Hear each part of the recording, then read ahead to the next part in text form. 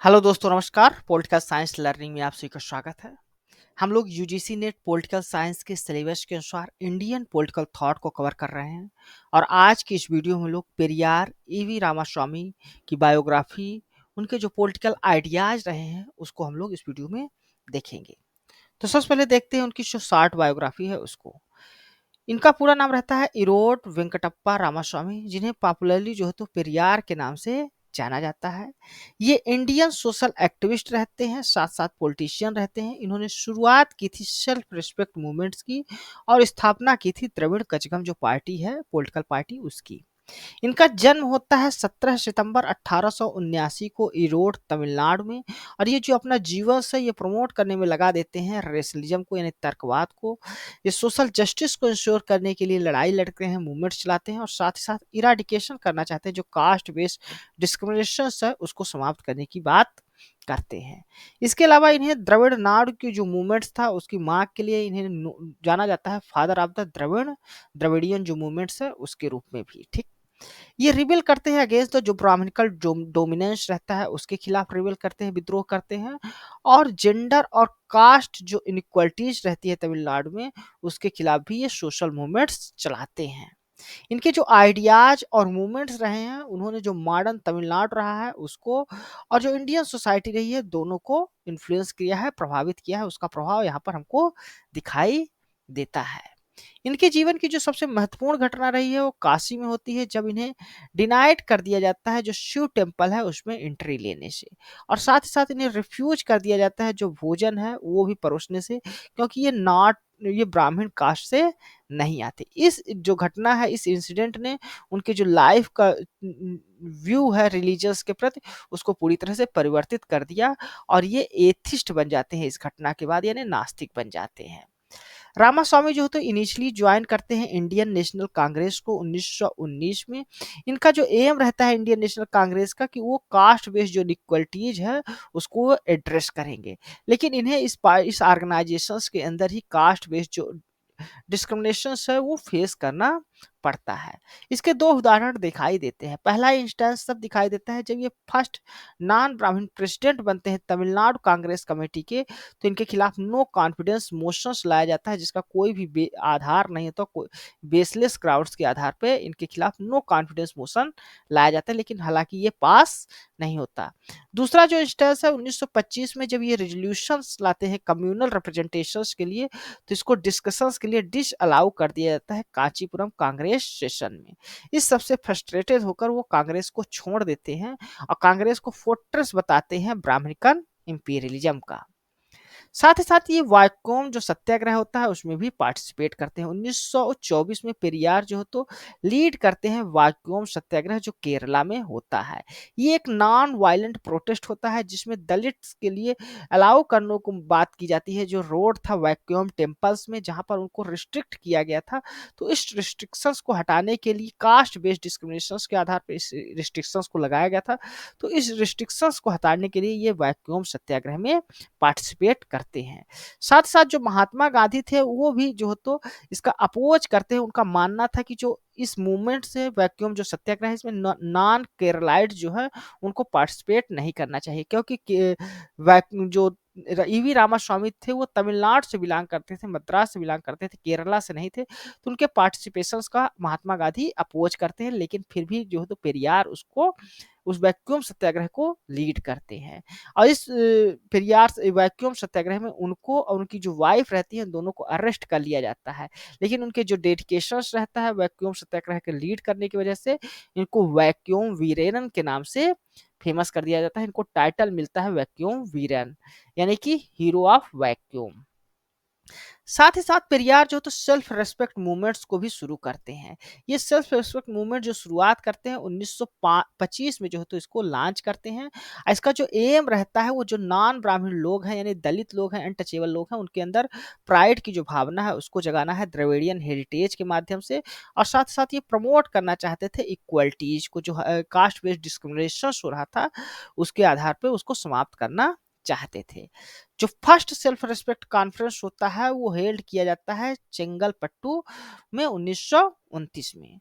साथ ही साथ इस सेल्फ रिस्पेक्ट मूवमेंट्स के जो आइडियल्स रहते हैं वो अपनी जो तमिल वीकली रहती है खुद ही आरसू जिसको 1925 में शुरू की जाती है उसके माध्यम से प्रोपोगेट करते हैं, और इंग्लिश वीकली जो रहता है रिवोल्ट जो 1928 में शुरू किया जाता है उसके माध्यम से। तो ये दोनों वीकली का नाम आप लोग याद रखिएगा।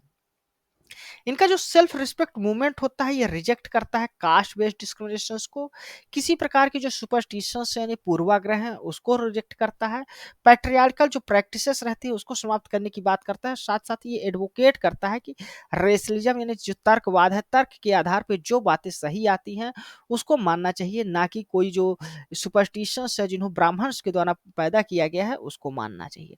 ये वुमेन्स राइट्स के लिए भी लड़ते हैं और सेल्फ रिस्पेक्ट के लिए लड़ते हैं फॉर द मार्जिनलाइज कम्युनिटी, जो मार्जिनलाइज कम्युनिटी है जो दलित लोग हैं उनके लिए, उनके प्राइड के लिए ये सेल्फ रिस्पेक्ट मूवमेंट्स लॉन्च करते हैं। साथ ही साथ ये लीड करते हैं जस्टिस पार्टी को। 1939 में पेरियार जो है तो लीडर बनते हैं जस्टिस पार्टी को और एडवोकेट करते हैं rights of the non Brahmins, जो नॉन ब्राह्मण रहते हैं उनके राइट्स के लिए, अधिकारों के लिए इसमें वो वकालत करते हैं। इनके लीडरशिप में पार्टी का जो फोकस रहता है वो पॉलिटिकल इंगेजमेंट से सोशल रिफॉर्म्स की तरफ हो जाता है। 1944 में ये रिनेम करते हैं इसको द्रविड़ कचघम के रूप में, और साथ साथ इसको ट्रांसफॉर्म कर देते हैं सोशल मूवमेंट से पॉलिटिकल मूवमेंट से सोशल मूवमेंट्स के लिए। जो द्रविड़ जो लोग हैं उनके राइट्स के लिए वकालत करती है, उनके राइट्स के लिए लड़ाई लड़ती है। द्रविड़ कचघम जो था ये अपोज करता है ब्राह्मणिकल डोमिनेंस को, और साथ साथ जो इंडो आर्यन कल्चर है साउथ इंडियन जो लोगों पर इम्पोज किया गया है उसका भी ये विरोध करता है। उनका इन्विजन था वो इंडिपेंडेंट द्रविड़ नाड, ये द्रविड़ नाड जो है तो द्रविडियन पीपल्स के लिए इंडिपेंडेंट द्रविड़ नाड की मांग करते हैं, तो इसलिए उनको फादर ऑफ द्रविडियन मूवमेंट्स भी कहा जाता है। ये रीजनल आइडेंटिटी और सेल्फ डिटर्मिनेशन के उनके कमिटमेंट को दिखाता है। साथ ही साथ इन पर इंटरनेशनल इन्फ्लुएंसेस भी रहे हैं, उनकी कुछ कंट्रोवर्सीज भी रही हैं, उनको भी हम लोग देख लेते हैं। पेरियार जो है तो ट्रेवल करते हैं British Malaya, Europe, Soviet Union, इन सब जगह के जो ट्रेवल करते हैं इनका इन्फ्लुएंस उनकी आइडियाज में हमको देखने को मिलता है। इनकी जो पॉलिटिकल आइडियोलॉजी रही है जिसमें वो सोशलिज्म और कम्युनिज्म को इस जनरी के थ्रू जानते हैं, समझते हैं, और उसी आधार पर ये क्रिटिक करते हैं जो रिलीजियंस रहता है, यहाँ पर धर्म रहता है, और जो कास्ट बेस्ड एक्सप्लॉयटेशन होता है, शोषण होता है, उसका भी वो क्रिटिसिज्म करते हैं। ये इन आइडियोलॉजी का ही प्रभाव उनके विचारों पर हमको दिखाई देता है। उनके कंट्रीब्यूशंस के अलावा उन पर उनके जो है तो जीवन में कुछ कंट्रोवर्सीज भी रही हैं। पहला कंट्रोवर्सी ये रहा है कि उनका जो विवाह होता है 1948 में ये मनीमामी से जो है तो विवाह करते हैं जब इनका उम्र जो है तो 70 साल रहता है, और जो मनीमामी की एज रहती है उस समय जब ये विवाह करते हैं उनसे तो 32 साल की रहती है, जिसके कारण इसका क्रिटिसिज्म किया जाता है। लेकिन इस मैरिज को डिफेंड करने वालों का मानना है कि उनके पास कोई भी लीगल हेयर नहीं था, उनका कोई उत्तराधिकारी नहीं था, इस वजह से ये अपनी प्रॉपर्टी और लिगेसी को सिक्योर करने के लिए ये विवाह वो करते हैं। दूसरी कंट्रोवर्सी से ये जुड़ी हुई है कि इनको जो टाइटल दिया गया था पेरियार को the Socrates of the south east Asia का, ये यूनेस्को के द्वारा इनको दिया गया था। लेकिन वास्तव में जब बाद में पता चलता है, आइडेंटिफाई किया जाता है इस ऑर्गेनाइजेशंस को, तो पता चलता है कि ये यूनेस्को नहीं थी बल्कि यूनेस्को मंडरम जो ऑर्गेनाइजेशन था इसके द्वारा इनको जो है तो टाइटल दिया जाता है the Socrates of south Asia का। तीसरी जो इनको इनके लाइफ की कंट्रोवर्सी रही है, ये जो कल्चरल सिंबल रहा है जिसमें वो रामायण, जिस हिंदू इपुक जो रामायण है उसका ये विरोध करते हैं, जिसमें राम को आइडियल दिखाया जाता है और रावण को जो है तो ज्यादा निगेटिवली रूप से पोर्ट्रे किया जाता है, उसका ये विरोध करते हैं। वो सपोर्ट करते हैं उस वर्जन ऑफ रामायण का जिसमें रावण को जो है तो कुछ ज्यादा पॉजिटिव लाइट में दिखाया जाता है, यानी उसकी जो क्वालिटीज है मोर पॉजिटिव उसकी दिखाई जाती हैं। उस वर्जन ऑफ रामायण को वो सपोर्ट करते हैं और क्रिटिक करते हैं जो ब्राह्मणिकल कल्चरल डोमिनेंस है उसको। अब हम लोग पेरियार रामास्वामी के जो व्यूज हैं कास्ट को लेकर उसको हम लोग देख लेते हैं। पेरियार रामास्वामी जो है तो कास्ट सिस्टम को पूरी तरह से जो है तो क्रिटिसाइज करते हैं।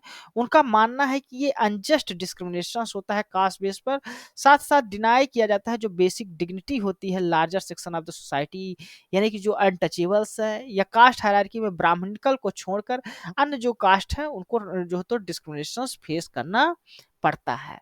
वो बिलीव करते हैं कि चाहे मैन हो या वुमेन हो, सभी को डिग्निटी के साथ जीवन जीने का अधिकार है, सभी को इक्वल अपॉर्चुनिटीज मिलनी चाहिए उनके डेवलपमेंट के लिए, चाहे वो फिजिकल डेवलपमेंट हो, मेंटल डेवलपमेंट हो या मोरल फैकल्टीज जो है, यानी जो ज्ञान की बातें हैं उसको जो है तो बराबर का अधिकार होना चाहिए।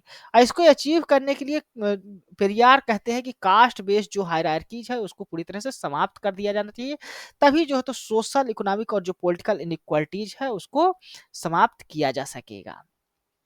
पेरियार आर्ग्यू करते हैं जो कास्ट बेस्ड ये कास्ट सिस्टम बनाया गया है इसको मेंटेन किया जाता है ब्राह्मणिज्म के द्वारा, यानी ब्राह्मणवाद के द्वारा, और इसी को वो उन्होंने ब्राह्मणवाद ने ही इसको रिजिड जो हायरार्किकल आर्डर है उसको बना के रखा हुआ है, उसको मेंटेन करके रखा हुआ है। तो इनका जो विरोध रहता है वो ब्राह्मणिज्म के खिलाफ रहता है।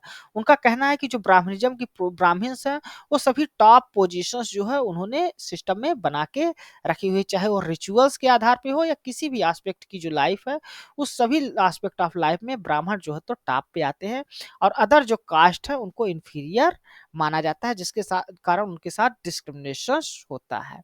और उनका कहना है कि जो लोवेस्ट कास्ट है जिसको अनटचेबल्स कहा जाता है, उनको एक्सट्रीम प्रैक्टिस ऑफ पॉल्यूशंस और प्योरिटी में उनको देखा जाता है। उनको उनके अगर कहीं निगाह पड़ गई या उनकी जो छाया है उसको भी पड़ गई तो ये माना जाता है कि उसने उनको कंटेमिनेट कर दिया है, उसको प्रदूषित कर दिया है। तो इस प्रकार वो जो कास्ट सिस्टम्स है उनको वो उसका विरोध करते हैं। साथ साथ वो मानते हैं कि जो ब्राह्मण है वो आर्यन जो है उसको, आर्यन जो फिलॉसफी है, जो वेदाज है पर्टिकुलरली, या उनके जो स्क्रिप्चर्स है उनको साउथ इंडियन जो लोग हैं उन पर जो है तो इम्पोज किया जाता है, थोपा जाता है, और उस आधार पे उनको अनटचेबल्स या निम्न दिखाया जाता है, उनकी जो ब्राह्मणिकल डोमिनेंस है उसको स्थापित किया जाता है। तो इस प्रकार देखिए तो पेरियार जो है तो ब्राह्मणिज्म के खिलाफ थे, यानी ब्राह्मणवाद के खिलाफ थे, वो इंडिविजुअल्स किसी ब्राह्मण के खिलाफ नहीं थे, उस ब्राह्मणिज्म के खिलाफ थे जो सोशल इनइक्वालिटीज पैदा करता है, जो अनटचेबिलिटी को बढ़ाता है और सिस्टमेटिक जो ऑपरेशंस है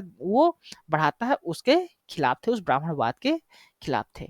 उनके अनुसार जो कास्टिज्म है वो रूट है सभी जितनी भी सोशल सफरिंग है उन सभी का, और इसलिए अगर हमको इंश्योर करना है सोशल जस्टिस को, इक्वलिटी को, तो हमको इसको समाप्त करना होगा जो कास्ट सिस्टम बना हुआ है हायरार्की के आधार पे। अब हम लोग पेरियार से जुड़ी जो लैंग्वेज कंट्रोवर्सी है उसको देख लेते हैं। पेरियार जो है तो स्ट्रांगली अपोज करते हैं जब हिंदी लैंग्वेज को कंपलसरी बनाया जाता है टीचिंग, स्कूल टीचिंग्स में, और इसको ये विरोध करते हैं। इसके साथ साथ जो अदर तमिल स्कॉलर्स रहते हैं वो भी इसको थ्रेट मानते हैं द्रविड़ियन लैंग्वेज और कल्चर्स के लिए। इसके खिलाफ वो दो आर्गुमेंट्स देते हैं कि तमिल जो हिंदी लैंग्वेज है कंपलसरी बनाया जा रहा है, वो क्यों जो है तो नहीं कंपलसरी बनाना चाहिए। पहला वो मानते हैं कि इससे जो है तो रिवाइवल होगा संस्कृत का, और जो ब्राह्मणिकल हेजेमनी है वह पुनः से आ जाएगी। पेरियार बिलीव करते हैं कि जब हिंदी को इंट्रोड्यूस किया जाएगा एज कंपलसरी लैंग्वेज तो संस्कृत लैंग्वेज जो है तो रिवाइव होगी, और इससे री हो जाएगा ब्राह्मणिज्म को, जो सोशल इनइक्वालिटीज को बढ़ाएगा। दूसरा मानते हैं कि ये निग्लेक्ट करता है जो द्रविडियन लैंग्वेज है। अगर मदर टंग के रूप में तमिल जो लैंग्वेज है उसको नहीं पढ़ाया जाएगा, हिंदी लैंग्वेज को मैंडेटरी बन कर दिया जाएगा, तो सिर्फ जो द्रविडियन लैंग्वेज है उसमें जो है तो एजुकेशन नहीं होगी, और जब द्रविडियन लैंग्वेज में एजुकेशन नहीं होगी तो द्रविडियन जो लिंग्विस्टिक हेरिटेज है उनको भी काफी नुकसान उठाना पड़ेगा। तो इस प्रकार वो कहते हैं कि जो हिंदी है उसको इम्पोज नहीं किया जाना चाहिए, और जब सेल्फ रिस्पेक्ट मूवमेंट्स उनका डिमांड्स को इग्नोर कर दिया जाता है तो पेरियार जो है तो लीड करते हैं एंटी हिंदी जो मार्चेस है, डेमोन्स्ट्रेशंस है, यानी जो मूवमेंट्स हैं एंटी हिंदी के खिलाफ वो शुरू करते हैं, जिसमें वुमेन्स का भी पार्टिसिपेशन हमको दिखाई देता है। साथ ही साथ पेरियार आर्ग्यू करते हैं कि जो द्रविडियन लैंग्वेज है उसको प्रोटेक्ट किया जाना चाहिए, और आर्यन जो लैंग्वेज उन पर इम्पोज किया जा रहा है उसको उसका वो विरोध किया जाना चाहिए। अब हम लोग ईवी रामास्वामी की अगर लिगेसी की बात करें तो इनका जो इन्फ्लुएंस रहा है तमिलनाडु की पॉलिटिक्स में और सोसाइटी में बहुत ज़्यादा रहा है। इनकी जो पार्टी रही है द्रविड़ कचगम, उससे दो पार्टियां निकल के सामने आई हैं जो वर्तमान तमिलनाडु, मॉडर्न जो तमिलनाडु है उसमें उनकी पॉलिटिक्स में एक्टिव रोल भी रहा है इनका, जिसमें डीएमके यानी द्रविड़ मुनेत्र कचगम और एआईडीएमके यानी ऑल इंडिया अन्ना द्रविड़ मुनेत्र कचगम, ये दोनों पार्टी तमिलनाडु की पॉलिटिक्स में एक्टिव रही हैं। इसके अलावा जो पेरियार के जो प्रिंसिपल्स रहे हैं, पर्टिकुलरली जो सोशल जस्टिस और रीजनल आइडेंटिटी का, इन पार्टीज ने यानी डीएमके और एआईडीएमके दोनों ने इनको, इनके जो प्रिंसिपल्स रहे हैं उनको रिस्पेक्ट किया है और उस आधार पे ये पार्टी चल भी रही हैं। ये एडवोकेट करते हैं पेरियार रेसलिज्म को यानी तर्कवाद को बढ़ावा देते हैं, सेल्फ रिस्पेक्ट मूवमेंट चलाते हैं, वुमेन राइट्स की वकालत करते हैं और कास्ट इराडिकेशन की बात करते हैं जो आज भी रिलेवेंट है। ठीक है। पेरियार की यदि लाइफ को देखा जाए तो इन्होंने स्ट्रगल किया है कास्ट अप्रेशंस के खिलाफ, इनइक्वालिटीज के खिलाफ, और ये मोर इक्विटेबल सोसाइटी बनाने के लिए लोगों को, जनरेशंस को इंस्पायर किए हैं। अब आइए हम लोग ईवी रामास्वामी पेरियार पर जो प्रीवियस ईयर्स में क्वेश्चन पूछे गए हैं यूजीसी नेट एग्जाम्स में, उनको सॉल्व कर लेते हैं। पहला क्वेश्चन है, who among the following has started the self respect movement at the part of social reform? तो ये कौन होगा? ईवी रामास्वामी नायकर। तो वी रामास्वामी नायकर ने सेल्फ रिस्पेक्ट मूवमेंट शुरू किया था 1925 में तमिलनाडु में। नेक्स्ट क्वेश्चन है, विच इंसिडेंट मेड पेरियार एथिस्ट? तो किस घटना ने जो है तो पेरियार को नास्तिक बना दिया था? तो काशी पिलग्रिमेज जो इंसिडेंट था, यानी काशी में जो उनके साथ घटना होती है, उस इंसिडेंट ने इनको एथिस्ट बना दिया था, नास्तिक बना दिया था। नेक्स्ट क्वेश्चन है, which one of the following party firstly join the E V Ramaswamy Periyar? First E V Ramaswamy Periyar first किस पार्टी को ज्वाइन करते हैं? तो इंडियन नेशनल कांग्रेस को ज्वाइन करते हैं, बाद में वो जस्टिस पार्टी को लीड करते हैं और फिर इसका नाम रीनेम करते हैं उसको द्रविड़िया कचघम। तो वो पॉलिटिकल पार्टी से सोशल रिफॉर्म मूवमेंट्स की तरफ उसको परिवर्तित कर देते हैं। नेक्स्ट क्वेश्चन है, Periyar EV Ramasamy argued in favour of? तो किसके फेवर में बात करते हैं? कास्ट बेस्ड सोशल सिस्टम को वो क्रिटिसाइज करते हैं, ह्यूमन डिग्निटी की बात करते हैं, सेल्फ रिस्पेक्ट की बात करते हैं, वर्णाश्रम सिस्टम का भी वो अपोज करते हैं, और enhancing the status of Hindi in India, इसको भी वो विरोध करते हैं। वो तमिल जो लैंग्वेज है, कल्चर है, उसको प्रमोट करने की बात करते हैं। ठीक ना। तो यहाँ पर करेक्ट आंसर क्या होगा आपका? Second number option, human dignity. तो धन्यवाद दोस्तों, ये था हमारा ईवी रामास्वामी पर वीडियो, उनकी बायोग्राफी पर, उनके जो पॉलिटिकल थॉट रहे हैं उनको हमने देखा, साथ साथ उन पर जो प्रीवियस ईयर में क्वेश्चंस पूछे गए हैं उसको भी हमने इस वीडियो में सॉल्व किया। यह वीडियो आपको कैसा लगा है अपने कमेंट्स के माध्यम से हमें जरूर बताइएगा। साथ ही साथ आप हमारे इस वीडियो को लाइक करें, हमारे इस चैनल को सब्सक्राइब करें, ताकि जो इस तरह की वीडियोज हैं वो आपको और भी मिल सके। धन्यवाद, थैंक यू।